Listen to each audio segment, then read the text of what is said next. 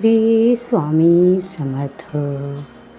दगड पाण्यात फक्त भिजतो आणि माती निरागसपणे विरघळते. भिजणं आणि विरघळण्यातला फरक कळला की सगळी नाती नितळ होतील. जपणं आणि साठवणं यात फार मोठं अंतर आहे. साठवली जाते ती दौलत, जपली जातात ती आपली माणसं. तुम्हीही या मताशी सहमत असाल तर कमेंटमध्ये श्री स्वामी समर्थ लिहायला विसरू नका.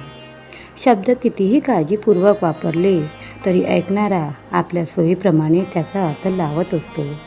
शांत व प्रसन्न मन हे शेवटचे असे हत्यार आहे की जे जीवनातील कोणत्याही प्रकारच्या आव्हानांना सामोरे जाण्यास सज्ज असते.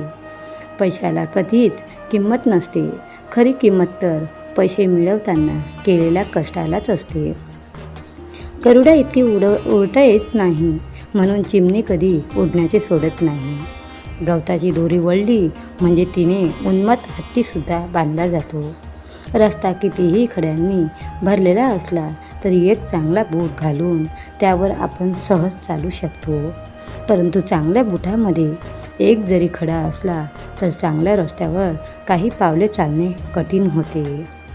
स्वामी म्हणतात, काम करण्यासाठी लाजणं सोडून द्या, नाहीतर तुमची लाज जीवन जगणं कठीण करेल. जे आपल्याकडे नाही ते आहे म्हणून दाखवणे, जे आपण करतही नाही ते केले म्हणून दाखवणे ही सवय नव्हे तर व्यसन आहे. श्री स्वामी समर्थ.